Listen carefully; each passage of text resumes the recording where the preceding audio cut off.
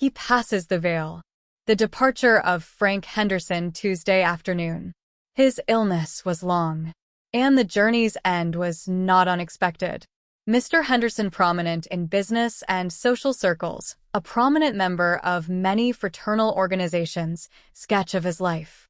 The funeral to be held Friday. Frank Henderson, one of the most prominent citizens of Kalamazoo, passed away Tuesday evening about 6 o'clock at his home in Henderson Park.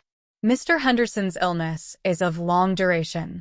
In March 1896, he suffered a stroke of apoplexy from the effects of which he never fully recovered. He was very ill but became better only to have several repetitions of the trouble, which were, however, less severe. Mr. Henderson has for many years occupied a very prominent position in Kalamazoo. He has been an exceptionally fine businessman, and as a manufacturer of uniforms and all that pertains to the regalia of secret societies, he has been well known in the business world of both hemispheres. Mr. Henderson was an attendant of the First Presbyterian Church, and for many years was a member of the choir. He also sang for a long time in the choir of St. Luke's Church, when it was located on the site now occupied by the YMCA building. His fine deep bass voice will long be remembered by a large number of the people of this city. Few singers now residing in Kalamazoo have sung so many sweet and comforting words when a loved one of the home was laid forever away as Frank Henderson, and to these his death comes with a special significance. Mr. Henderson was interested in having the best possible public schools in this city, and his service for 3 terms as a member of the Board of Education was faithful. He was also trustee of the city for 2 terms. Member of many societies. The subject of this sketch was a 33rd degree Mason. He held membership with Anchor Lodge No. 87, P&AM, Kalamazoo Chapter No. 13, RAM. Peninsular Commandery No. KT. DeWitt Clinton Consistory of Scottish Kite Masons of Grand Rapids, and also belonged to the Independent Order of Odd Fellows, the Knights of Pythias, Elks, Ancient Order of United Workmen, and the National Union. Mr. Henderson was the president of the Cosmopolitan Club when it went out of existence about 2 years ago, and was a past president of the Kalamazoo Club. He had also been for many years a director in the City National Bank. He took great delight in the Kalamazoo Gun Lake Fishing Club, of which for many years he had been secretary and treasurer. He had also been one of the trustees of that organization. It was one of Mr. Henderson's greatest pleasures to go to Gun Lake. There he found rest from business cares and anxiety, and many are the holidays, notably the 4th of July, which he with his family and a few congenial friends has spent at that resort.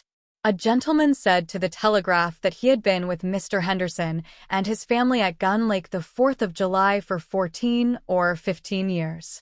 Sketch of his life. Frank Henderson was born near Syracuse, October 8, 1841. His father was J.S. Henderson, a farmer and mason of New York. In 1855, the latter moved to Dowagiac with his family and settled on a farm. Mr. Henderson was the youngest son in a family of 3 sons and 2 daughters. At the age of 23, he went into business for himself. In 1864, Mr. Henderson became a member of the firm of Brown and Henderson, which opened a saddlery and trunk manufactory. This partnership lasted 3 years.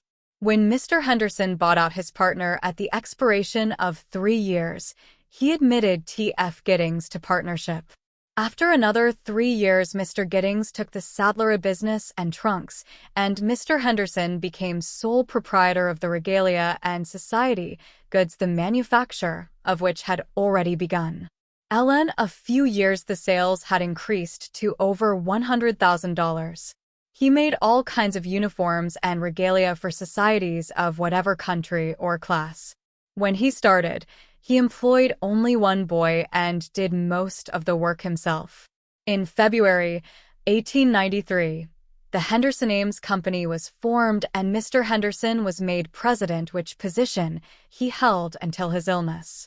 Mr. Henderson was married May 27, 1868, to Miss Mary G., daughter of Mr. and Mrs. James Taylor, pioneers of this city. The wife and 5 children survive: James T., Mrs. C. M. Stevens of Detroit, Mrs. James McCall, Miss Clara, and Miss Frances. Mr. Henderson's energy and enterprise originated Henderson Park, thus making beautiful the extreme portion of the city. He has served his generation in the church, for education, in the municipality, as a devoted member of secret orders, in clubs, in building up a large business, and in beautifying the city. The funeral will be held Friday afternoon at 2 o'clock at the house. Reverend Dr. John Gray will be in charge.